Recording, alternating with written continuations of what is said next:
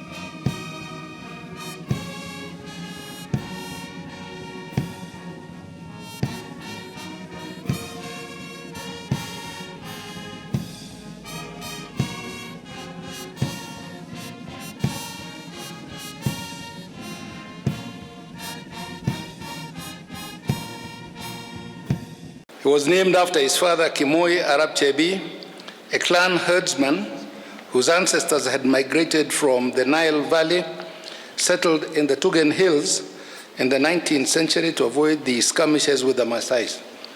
Moi was the fifth child of Kabon, Chebi's first wife. He was named Toroitich, which means welcome home, the cattle.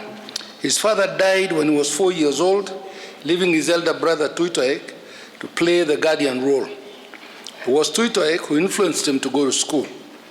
He started school in 1934 at African Inland Mission School at Kabartonjo, and in October 20th, 1936, he was baptized as Daniel and transferred to African Inland Mission at Kapsabet, and then later went to the Government African School at Kapsabet. In 1945, he was selected to join Alliance High School, but he was denied admission by the colonial administration. Instead, he was asked to enroll as a teacher training college, and on completion of his course, he was posted as a teacher at Kabarnet, where he studied privately and passed his London matriculation examinations. He was promoted to the rank of P2 in 1949 after attending a brief course at Kagumo College. He was later transferred to Tambach Government African School as a teacher trainer. Moi married Lena Bomet in 1950. Their union was blessed with 8 children, namely Jennifer Moi, Jonathan Moi. Jonathan passed on last year. And then me, Raymond Kipruto Moi, then Mr. John Mark Moi, then Philip Moi, then Gideon Moi, and lastly, June Moi. And he is also blessed with 21 grandchildren. And then someone puts a figure here for his great-grandchildren. But I don't want to say this figure, because who knows about great-grandchildren? Well, nani anaweza kujua hiyo? Hapana. Itakuwa mimi nasema uongo. So, and in that same year, he attended a course at Jean School, Kabete, and was subsequently posted to Government African School, Kabarnet, where he taught teachers up to 1955, when he joined politics. His entry into politics followed a meeting with a group of freedom fighters under the command of Brigadier Daniel Njuguna, who had visited him in June 1955.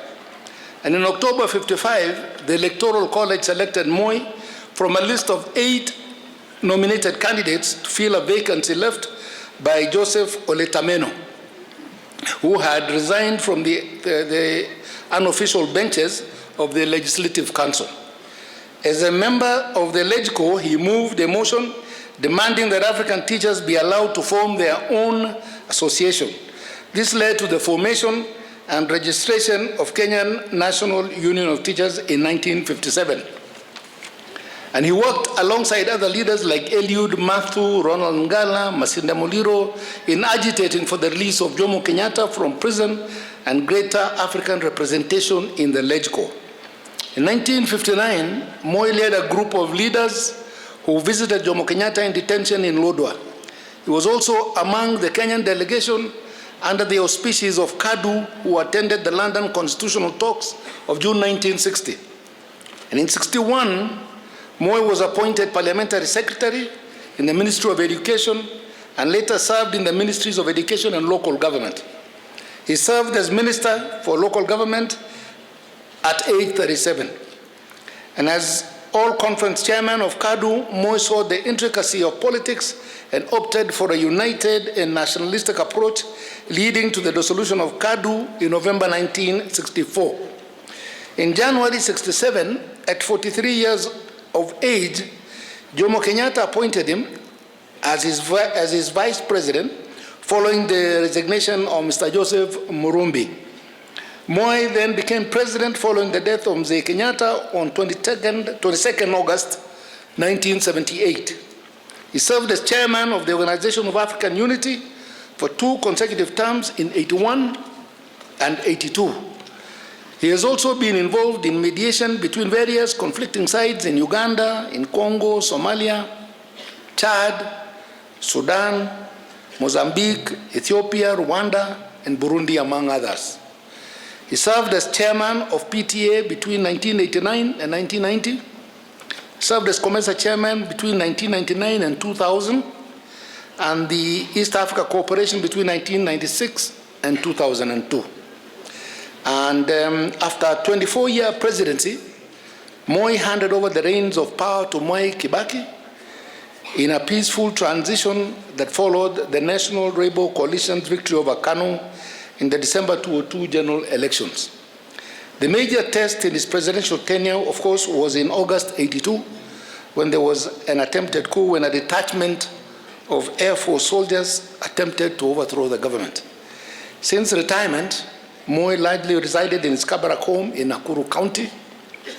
Despite his international stature, Mzee Moi never lost touch with the ordinary people. The hallmark of his leadership was a personal commitment to uplifting the poor, the disadvantaged, and the old.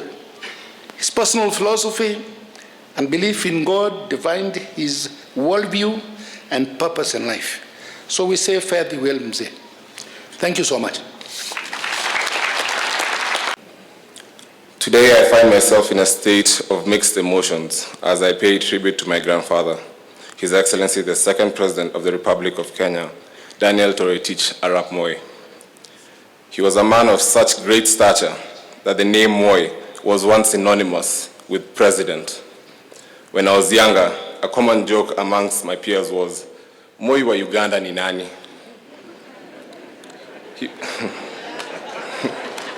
Yes.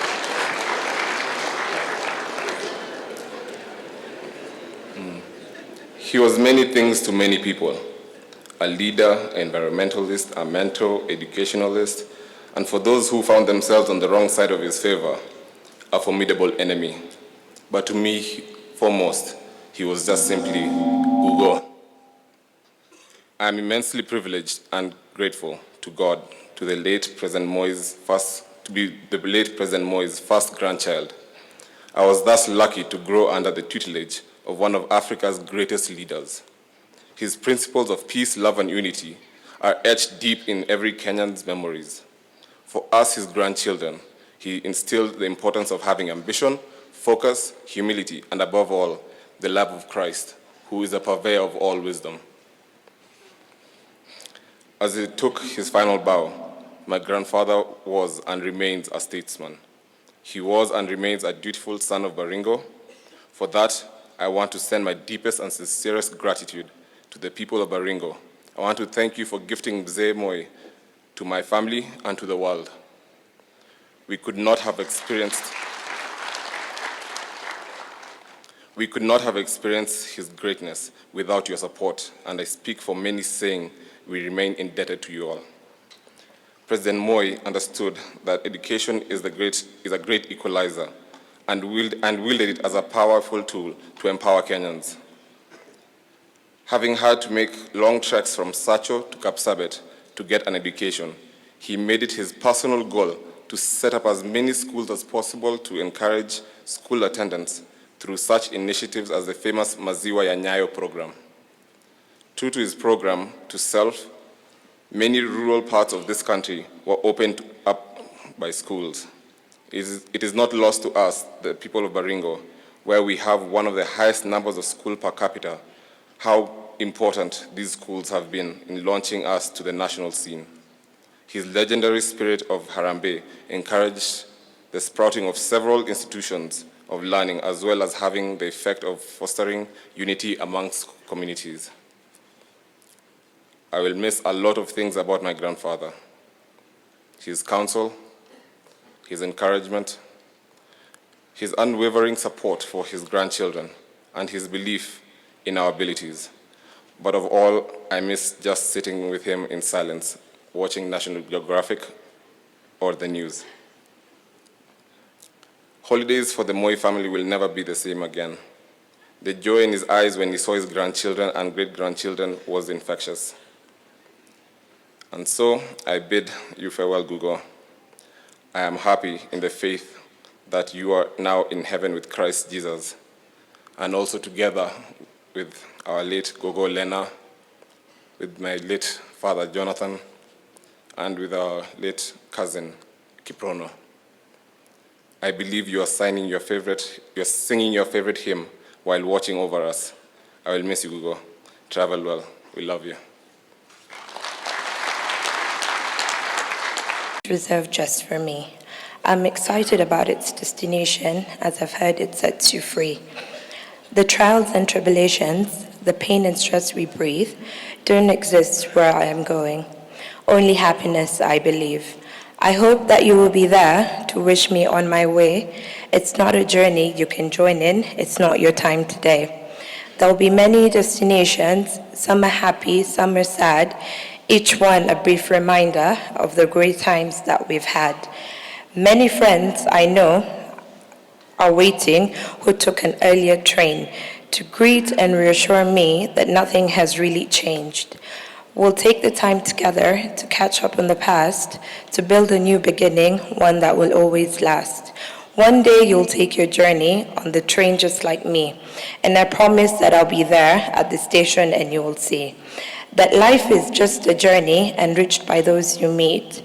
No one can take that from you. It's always yours to keep. But now, as no seat is vacant, you will have to muddle through. Make sure you fulfill your ambitions, as you know I'll be watching you. And if there is an occasion to mention who you knew, speak kindly of that person, as one day it will be you. Now I can't accept this ending, as it's time for me to leave. Just one thing I'd like to add. The last time I remember when I was with Kuga, and I was with my daughter, who is Kuga's great-granddaughter, and I remember, I don't want to do a disservice to my ethnic language, so I'll just translate what he said in English.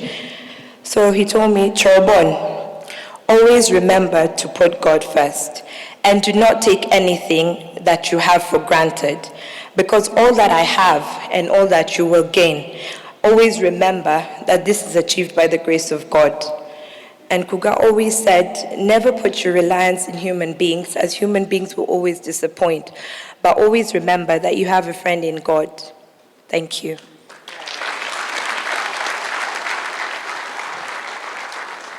I was the lucky child to be picked through a rigorous selection exercise to welcome President Moi to my home district, Nyeri, and specifically to the Kiganjo Police College. My duty at that tender age was to hand him flowers in our honored tradition of welcoming dignitaries home.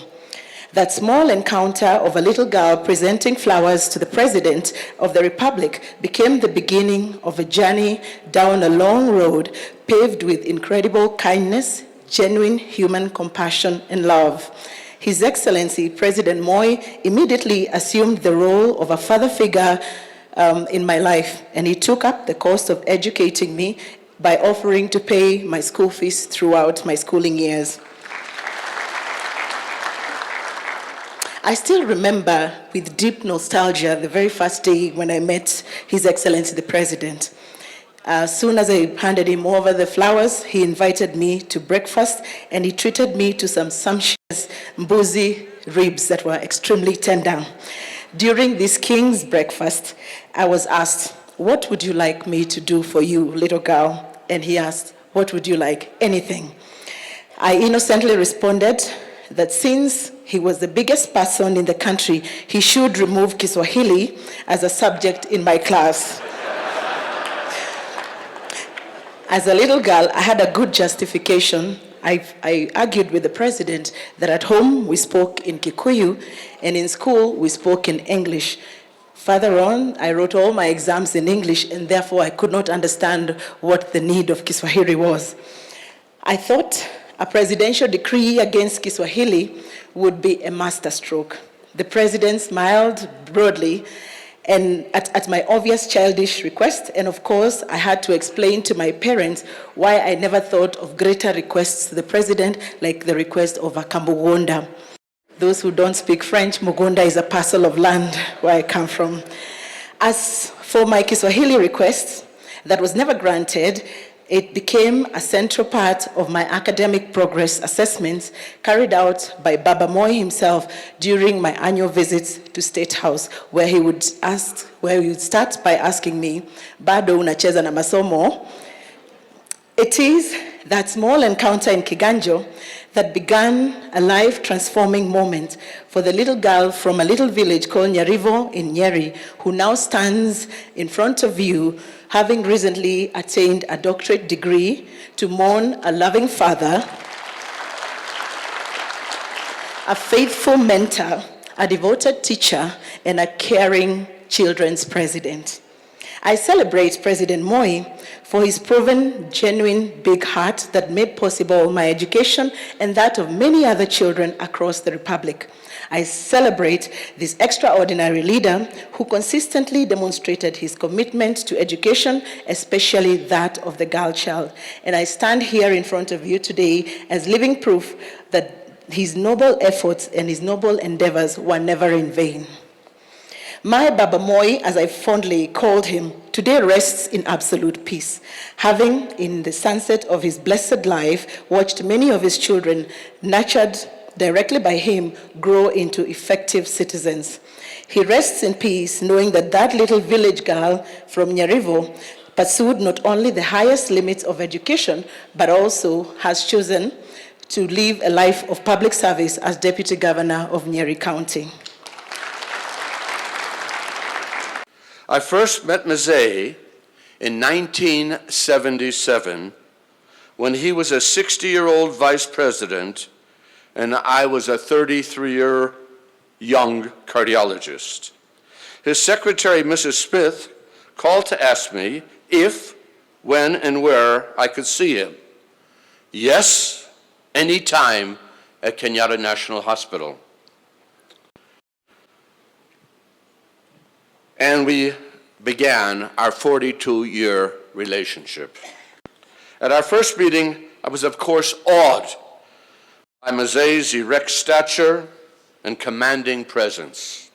Our relationship as doctor and patient warmed over 42 years with his deepening trust in me, our mutual respect, and growing friendship. During his presidency, when I would check him on a weekly at State House, he was always considerate of my time so that I could get back to my other patients without delay. After taking his interim history and examining him, he would invite me for a cup of tea. He always would say a silent prayer first as he held his cup. Then we would discuss our favorite subjects, the latest in medical developments, the Old Testament, and its application in today's world, international politics, and the state of Israel. Mzee was an exemplary patient, following my advice on medicine, diet, and lifestyle. For the record, as Gideon said yesterday, yes, Mzee loved his meat. He also enjoyed sharing a small glass of sweet, kosher sacramental wine from Israel with Sir Charles and Jonjo and myself, and maybe just a wee bit at bedtime. Dawa ya wazeh. There was only one issue in which I could not sway him. That was his working too many hours. I even resorted to using the words from Exodus when Jethro advised his son-in-law Moses, "The things you are doing are not right. You will surely wear yourself out. Make it easy for yourself and let them share the burden." But this did not sway his work ethic, nor does it sway mine, much to my wife's chagrin. I traveled the world with Mzee, and among my other professional duties was to make sure we were not eating exotic animals, such as cats, snake, dog, nor drinking buffalo milk when we were in China. As a friend, he participated in my major life events, holding my firstborn son on his 8th day of life for his circumcision, and attending my marriage to Hannah. After his retirement, we shared many small dinners with dear friends at our home. Mzee was a devout God-fearing Christian. And as a Jew and the head of the Jewish community of Kenya, our trips to Israel was always poignant for both of us. His love for Israel reflected in a decision that benefited both Kenya and Israel, such as the reestablishment of diplomatic relations and support in the UN.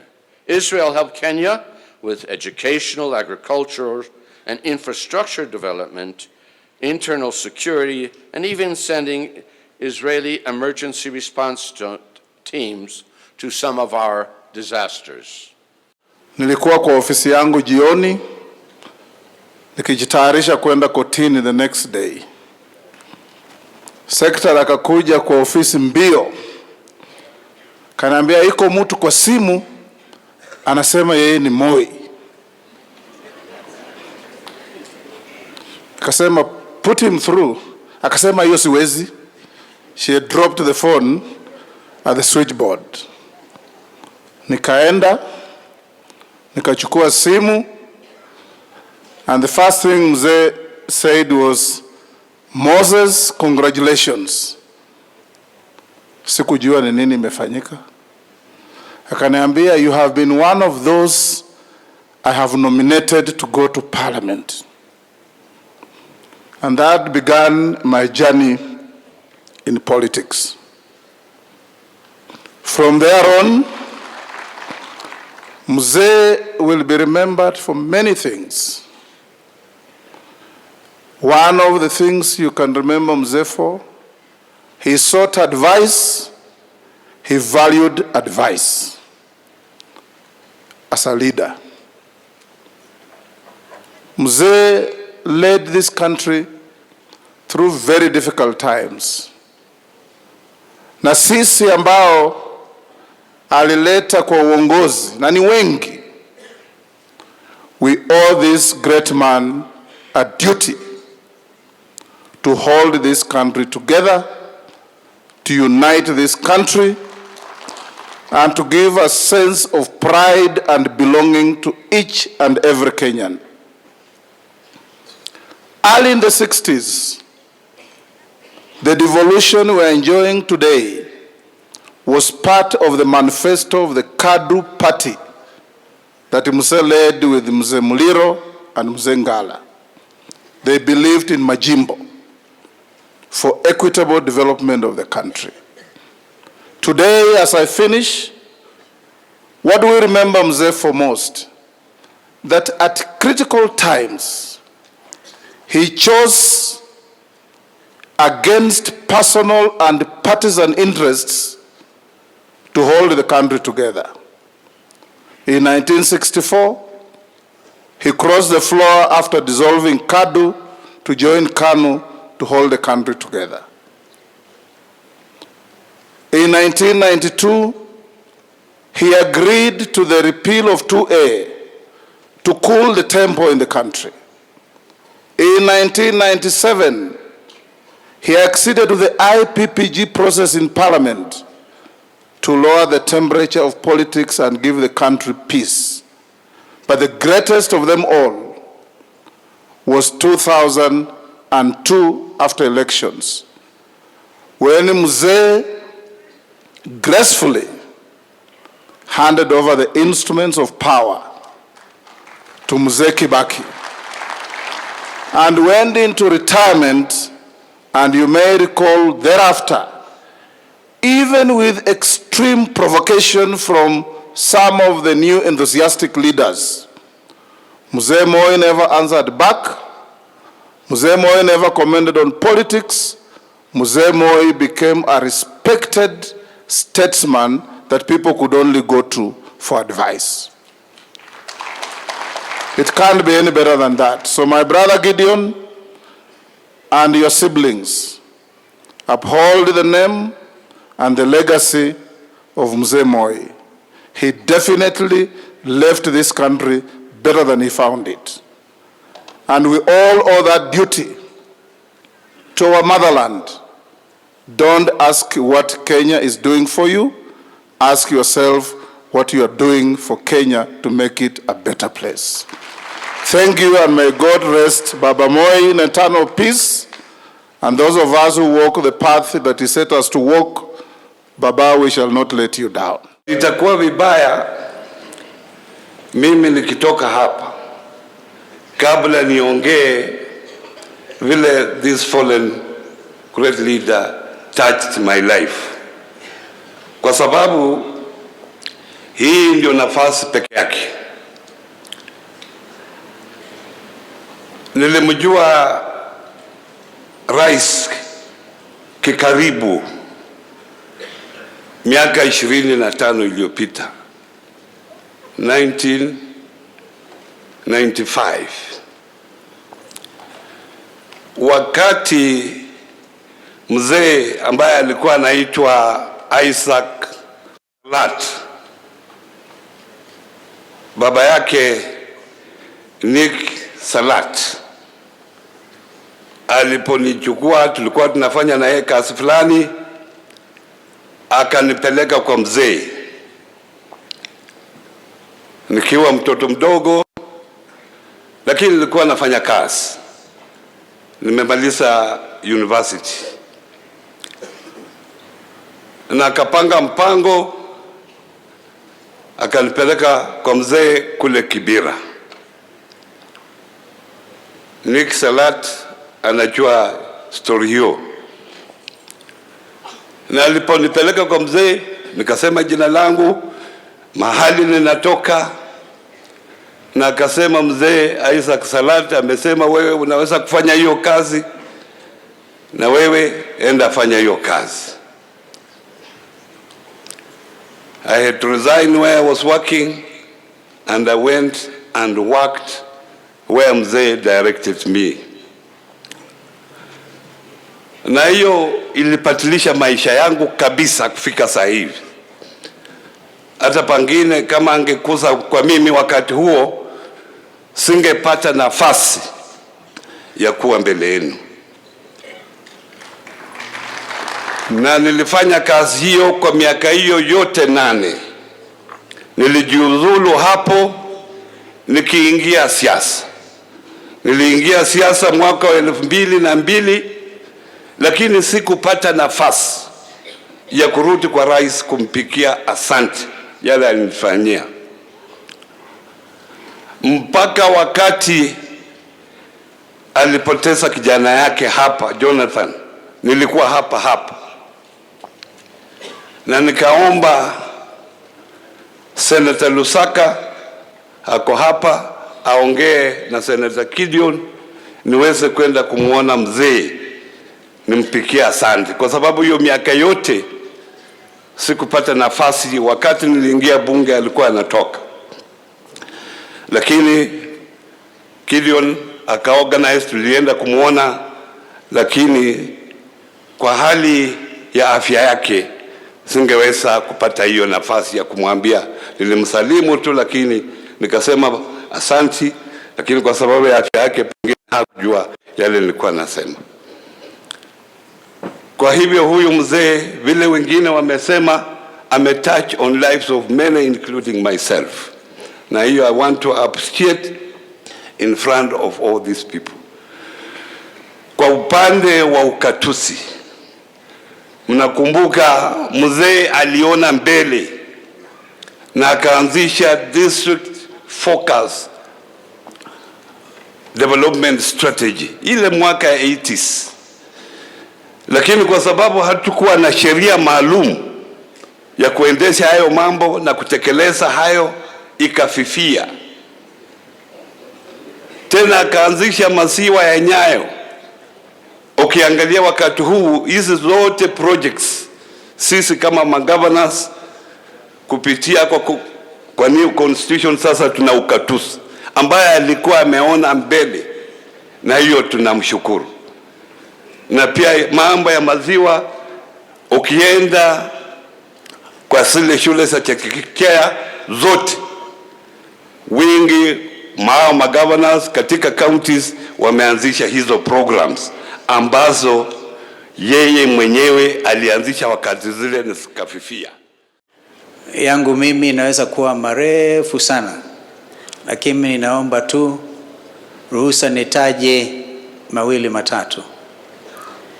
Your Excellency, I think we need to move from mourning Mzee Moi, and I agree with you that you chose yesterday not to mourn, but to celebrate an iconic leader, a great father of this nation who has lifted us from all corners of the Republic to be leaders. And so, in celebrating his life, a fellow like me, as Mzee Kibaki would like to say, a fellow like me, coming from Sekuru, where, by the way, we have a big invasion of the locusts, well, has no reason, absolutely no reason, but to thank God for the life of Mzee. Huyu Mzee, kweli ni baba yetu. I lost my father about a year and a half ago in 2018. And because he couldn't attend my father's funeral, he dispatched Brother Gideon and did refer to the family. And it was not enough that he sent Gideon with his message, but he organized that I come, and he received me like a royalty. I remember we ate goat. There was no Dr. Silverstein around that day, and it was great. And the things that he told us, I'm sure Brother Gideon will always remember. In fact, when we last tried to touch base, he told me, don't talk. Mzee alisema. And so the great family of Mzee. Tunasindikiza kiongozi mashuhuri katika taifa letu. Waswahili husema ati mti kuu ukianguka wana wa ndege huyumba. Maana yake mti unaanguka, ndege sasa kuna mahali ya kwenda. Mzee ameishi maisha marefu, amekula chumvi. Kwa hivyo tunasherehekea maisha yake, vile yeye ameishi maisha ya kiutu na taifa letu lote ya Kenya. Amefanya mambo mengi zaidi. Ilikuwa tarehe 5 mwezi wa 5 mwaka jana, nilikuwa niambia Gideon nitakuja. Sasa nilikuwa nimechelewa kidogo, Gideon anapiga simu, uko wapi? Nikamwambia I'm on the way coming. Tulikuwa na ndugu yangu Dr. Buru. Tumekuja tena, tukakuja Mzee hapo. Na kana yeye akaseleza maneno mengi zaidi yale ambayo walifanya hata na Jaramogi. Kaniambia kingine walikutana na Jaramogi na Orengo pekee yake anajua hiyo maneno. Kuna mtu mwingine kabla Jaramogi hajakufa. Sasa ile mara ya kwanza walikuja kule Bondo. Wakati huo walikuwa ni wabunge wa kwanza kuchaguliwa 8 katika lijiko. Sasa Jaramogi akawaleta pale wote na introduce kwa watu, akasema mambo mengi juu yao. Sasa mimi natakwambia nyinyi hii mambo ya tiga, ya jirafu. Na Jaramogi tena akaandika kwa kitabu yake. Na nilisoma jana. Akasema namna hii. Wanawake walikuwa kwanza na mkutano kwa wananchi. We talked to the people of our first experiences in the Legico as their representatives. I said that the council was a huge forest with deep-rooted trees. We had tried to shake the trees, but they were firmly rooted. We needed unity and the wholehearted backing of the people to pull them out. I painted a word picture of each of my colleagues in the council. Muliro, I said, was a sailing boat whose next direction it was difficult for the settlers to assess. Ngala was a young hippo who hid from his father, but went secretly to measure his footprint to that of his father. And on the day that he was satisfied that his footprint was equal to that of the parent, he challenged the father to a duel. Mboya I said, was a rabid black dog that barked furiously and bit all on his path. While Oguda was a black dog that barks seldom but beats dangerously. Mate was a philosopher, while Moi was a giraffe with a long neck that saw from afar. I was myself, then he said, I was myself called Mzee, the elder one. That is how Jaramogi described Moi, that Moi was a tall giraffe with a tall neck and that saw afar. Moi could predict what was going to happen in the future and warn them so that they became careful as they were confronting the imperialists. But they fought very hard at that time against imperialists. They were only 8. They were outnumbered in the Legico. But within a short time, they managed to get an increase in numbers to 14. They became 14, where the others were now added. And that way, they confronted the imperialists and fought for the release of political detainees at that time. Mr. Jomo Kenyatta and his people who were detained at that time. So these were really patriots. If you look at Nyayo, from a very humble background, you go to Sacho up there in the hills, look at where he came from. And he managed to come out from there and join the nationalist movement and become the second president of this country. It's a great thing. He came from poverty, just like Mzee Kenyatta also came from poverty. Jaramogi also came from poverty. So nobody can therefore talk about dynasty, talk about the family of Nyayo. What's the dynasty? What did Moi inherit?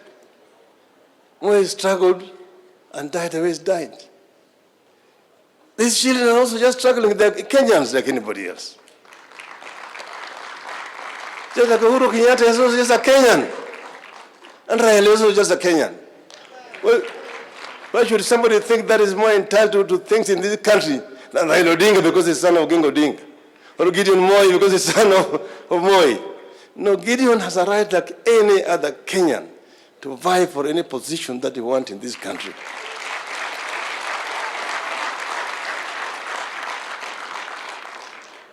We celebrated Nyayo's life because it was a rich life. It touched so many people in the right ways. I said yesterday, we had a history with him. Love, hate. We eventually met, and we met here. He sent Mr. Chesire to go and look for me. Reverend Chesire. And we came with Jomo Mino. And we had a very long discussion here until we said we forgive each other. And we shook hands. That was the first handshake that I did here.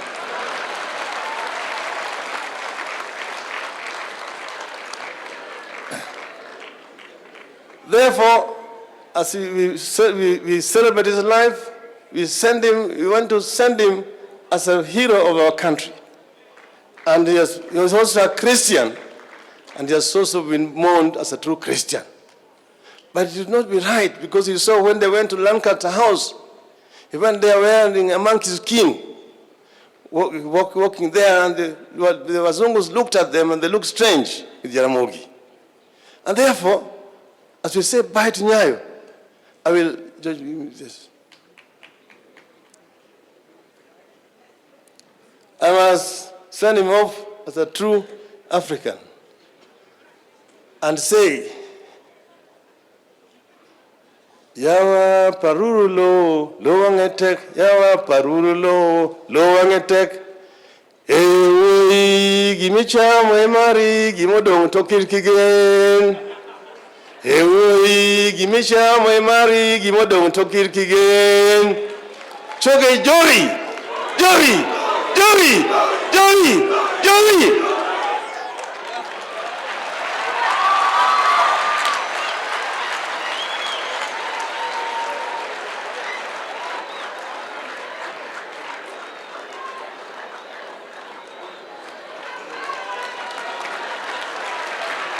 Today we bid farewell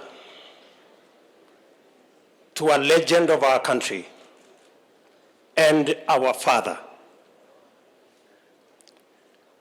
I say our father representing hundreds of thousands of the sons of this great leader who are not his biological children. And in a very special way, I want to thank the family, especially the sons and daughters of President Moi, for allowing us to share their father, because he was our father too. Thank you very much, Raymond.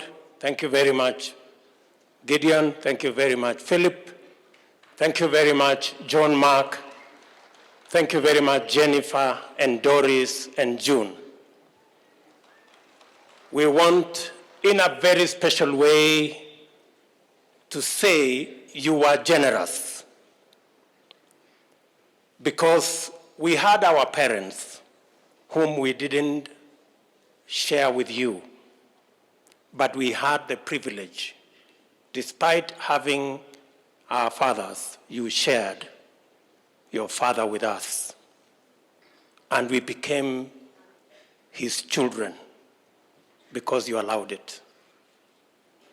President Moi maybe would have done more for his family, for his children and his grandchildren, but because he had to share time with the rest of us who became his children by virtue of him being the great-hearted man that he was.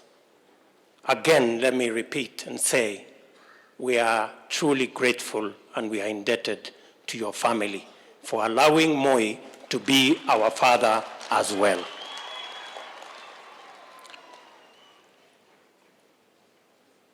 Today we send off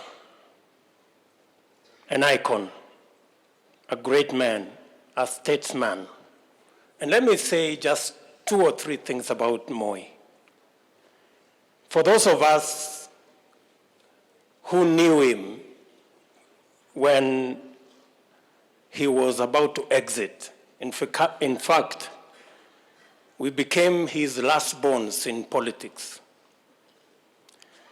We saw and learned many things from Moi. Moi, as has been said here,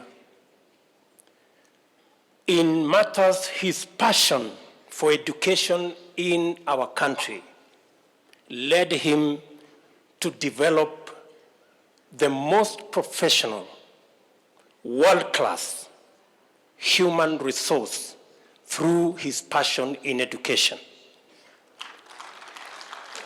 Today, Kenya prides itself with a professional, world-class working population, not just working in Kenya, but working in many parts of the world. And that is why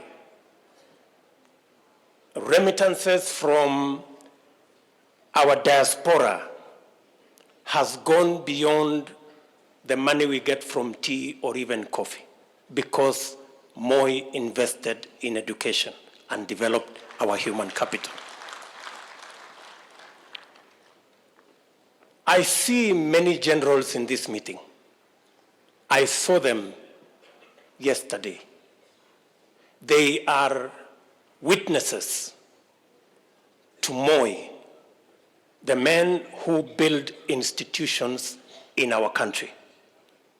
Moi, we can say without a doubt, built the most disciplined, professional army, not just in Kenya, but in East Africa and in Africa. And we pride ourselves as a nation. And I say so knowing that the Commander-in-Chief is seated in our midst. We pride ourselves that our armed forces became not just the pride of our nation, but they supported, as Sumbegwa said, peace building and peacekeeping in many parts of the world. That was Moi, the man who built institutions. And lastly, let me say, Moi built a formidable, solid political machine in Kano that helped him consolidate the country, bring all communities on board, and made this country avoid the pitfalls of what other countries did when they drove their politics on ethnicity and other divisive methods. Moi taught us unity. And that is why I can say here, without fear of any contradiction, when President Uhuru Kenyatta and I sat, we looked back and said, for the sake of country, for the sake of the unity of the nation, President Moi folded his Kadu, joined KANU, so that the country can come together and we can avoid ethnicity. It is the same spirit that motivated President Uhuru and myself to fold all the political parties we had so that we can form Jubilee and consolidate the unity of our nation. I say we are graduates of Moi's School of Leadership, and we are very proud graduates. Finally, as I speak as a leader from Rift Valley, where Moi led for many years, Moi was a nationalist from day one. He was a patriot from day one. And that is why in this Rift Valley, from Loitokitok all the way to Lodwar, every community lives in this Rift Valley because Moi made the decision that ethnicity would not have a place in Rift Valley. Let me say here,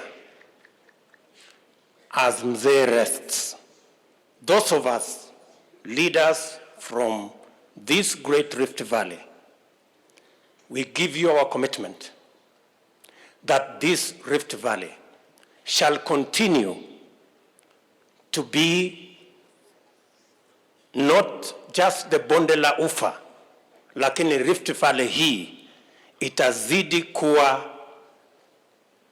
bonde la amani. Na kutoka bonde la ufa hii tutazidi na kujenga ili iwe chemichemi ya siasa ya kuunganisha taifa letu la Kenya na jamii zote za taifa letu la Kenya. Moi alitufundisha kwamba chuki ni mzigo, usijisumbue kubeba. Akatuambia ukabila ni ujinga, msikuwe na nafasi ya ujinga. And that is why we are leaders from this great Rift Valley where Moi began. We are going to be steadfast and firm in ensuring that our great country shall continue to be knit together. And Mr. President, I want to tell you, we will support your efforts in ensuring that this nation comes together and all of us share in the prosperity of our nation. Bas jogoo mwenyewe amelala, na kama amelala, mimi nilikuwa na heshima, heshima ya kukuwa mjumbe wa mzee for the last 7 years. Hiyo ni heshima kubwa pia. Na pia I am President Uhuru Kenyatta's member of parliament. That is also a great honor, a very great honor. I'd also like to thank the people of Rongai. Asanteni sana kwa vile nyinyi mmefika hapa, na kwa sababu mnaona hii kitu in terms of seniority and so forth, mimi ndio kweli the leader of this family now. Lakini kwa kisiasa, wacha mimi naamsha Gideon kuja.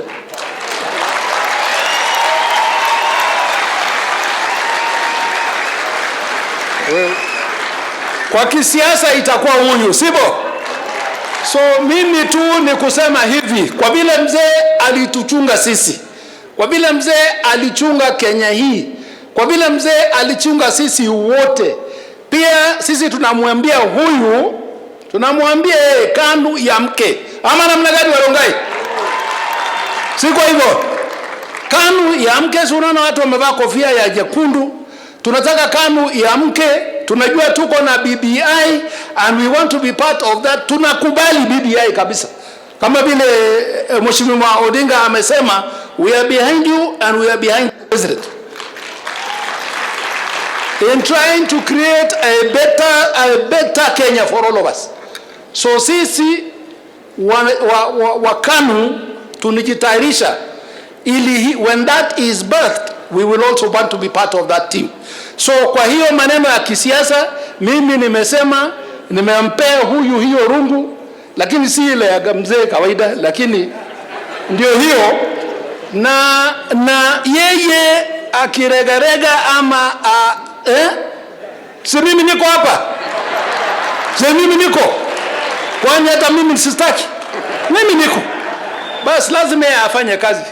So, honestly, I was not expecting this.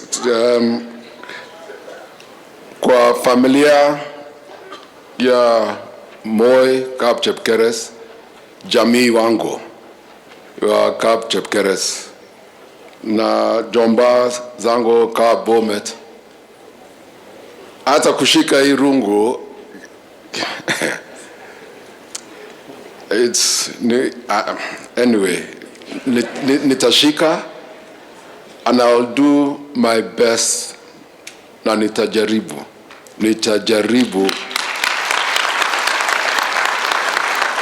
nikiweka Mwenyezi Mungu mbele.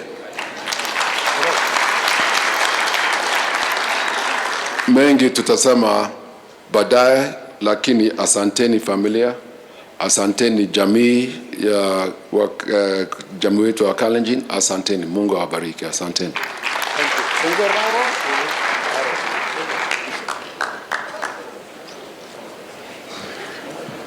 Nitaomba tutulie kwa heshima, tumuite Askofu Your Lordship Tuko hapa leo kumsindikiza mzee kwa safari yake ya mwisho. Wenzangu, mimi nimepata nafasi ya kusema yale ambaye nimesema kuhusu huyu mzee ambaye amelala hapa mbele yetu. Na sitaki niongeze zaidi ya yale ambaye tayari tulisema jana na yale ambaye tumesema hapo awali. Leo hii mimi niko hapa kuungana pamoja nanyi kusema tu kwa heri kwa mzee ambaye niliita baba, na mzee ambaye kutoka niwe kijana mdogo sana na mzee wangu Mwenyezi Mungu akamchukua bado tukiwa vijana. Huyu mzee alisimama nasi, akatushika mkono mpaka tukafika pahali ambapo tumefika. Kwa hivyo nikisema ya kwamba niko hapa kusema kwa heri kwa baba, hiyo ni haki. Nimewahi kupata na kuona upendo wake ule watu wengi hapa wameongea. Nimewahi kupata mawaidha ambaye nimeyatumia maisha yangu yote ya uzima.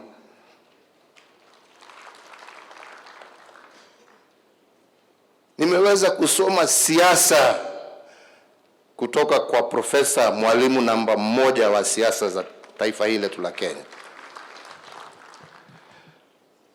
Na pia nimewahi kupata ukali wa mzee, sio kama Sali hapa ati Sali anatuambia hakuwa anapigia wakina mama kelele. Sisi ndio tunajua kelele ya mzee Moi ni nini.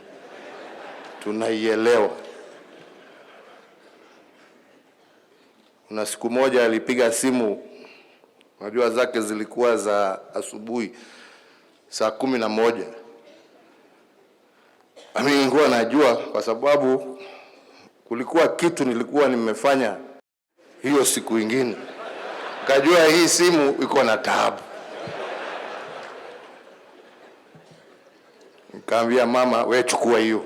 Mimi najua wewe utakuwa sawa. Kamuuliza ako wapi? Sema hayuko karibu.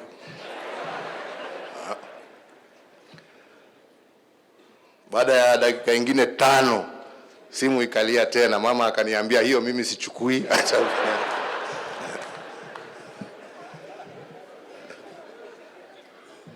Nasema wacha nichukue. Ulikuwa wapi? Nilikuwa naoga, nilikuwa najitayarisha. Wacha moto wake. Simu ikapigwa chini pa, nikawachwa nimeshikilia namna hii. Kapigwa tena mara ya 3. Baada ya dakika 10 tu, hiyo dakika 10. Mzee ni sore, nimesema ni sore, nataka ufike hapa. Alikuwa hapa Nakuru. Ufike hapa na uwe hapa mbele ya saa 1 kuisha. Sasa nasema jameni. Lakini mimi nikajua mjinga peke yake ndio anajipeleka kwa moto. Nikaweka simu chini. Vile Sali alisema hapa, karibu wiki moja mimi nikapotea huko chini. Mimi nikasema mimi sikaribii mpaka hii joto hii iishe. Lakini vile alikuwa mkali, hivyo tu akikusamehe alikuwa amekusamehe na akasahau, na hiyo mambo ya jana inapita. That is what he was like. So I can truly say that I'm here to say kwaheri to a man I considered my father, my mentor, my teacher, and to say that truly we shall miss him. To the family, led by Raymond, Philip, Gideon, your sisters, your entire family, please accept my deepest condolence on my own behalf, and indeed on behalf of my entire family, whom we have shared many, many, many great things together over the years. We shall miss him, but the greatest gift that we can give him is to continue to emulate his life in the things that we do every day. May the Almighty God give this giant of Africa eternal rest and peace until we meet again. Asanteni sana. Mzee alikuwa ameanza kazi ya kuweka mjengo hapa wa hospitali, referral hospital ambaye alikuwa anataka iwe referral hospital ya mahospitali yetu ya kimisheni. Na hiyo project ilikuta bado haikuwa ameikamilisha mbele ya Mwenyezi Mungu kumchukua. Na tumeongea na tumesema kama serikali tutasaidia.